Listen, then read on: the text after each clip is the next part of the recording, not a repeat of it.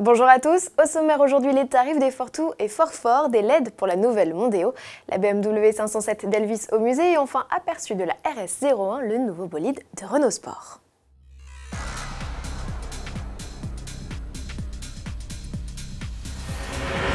Avant cela, feuilletons le nouveau numéro d'AutoPlus, à l'affiche notre traditionnelle et grande enquête qualité.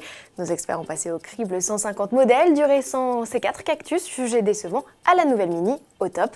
Retrouvez nos résultats complets dans le 1352 disponible ce 1er août.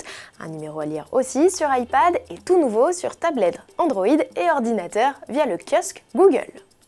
Smart ne perd pas de temps, à peine a-t-il révélé ses Fortwo et Fort qu'ils publient déjà leurs tarifs. La gamme est pour l'heure ultra simpliste, la biplace et son homologue 4 places profitant des mêmes finitions et motorisations, à ce jour un unique essence de 71 chevaux. Mise de départ fixée à 10 700 € pour la Fortwo, ajoutez 900 € pour la Fort, cousine de la Twingo.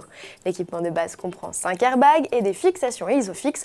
En revanche, pour la climatisation, l'autoradio, le cache-bagages ou encore la boîte à gants verrouillable, il faut opter pour le niveau supérieur facturé 2100 €. Comptez alors 12 800 € et 13 700 € minimum, des tarifs toutefois sensiblement identiques aux modèles actuels. Côté équipement, notons l'arrivée de nouveautés comme l'assistant de vent latéral, le radar anti-collision, l'avertisseur de franchissement de ligne ou la caméra de recul. Carnet de commande ouvert, livraison prévue mi-novembre. Les diodes, c'est à la mode, toutes les nouveautés automobiles du moment succombent au charme de cette technologie d'éclairage qui permet toutes les excentricités esthétiques. C'est ce qu'on appelle la signature lumineuse. Le procédé est certes coûteux, mais cumule fort pouvoir éclairant et faible consommation.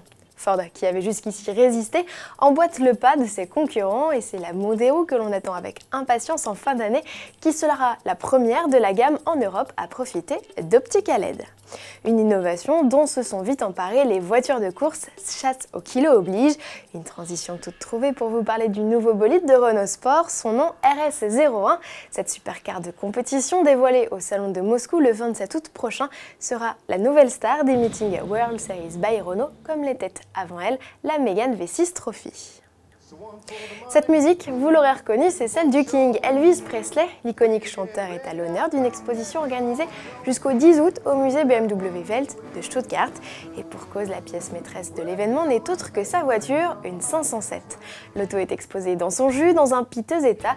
Il faut dire que son histoire est plutôt singulière. Sortie des chaînes en 1957, elle fut acquise en 1958 par Elvis, alors en service militaire en Allemagne. C'est à cette époque qu'il l'a repeint en rouge. En 1960, le Roadster rejoint les États-Unis où il est vendu quelques temps après à un concessionnaire peu scrupuleux.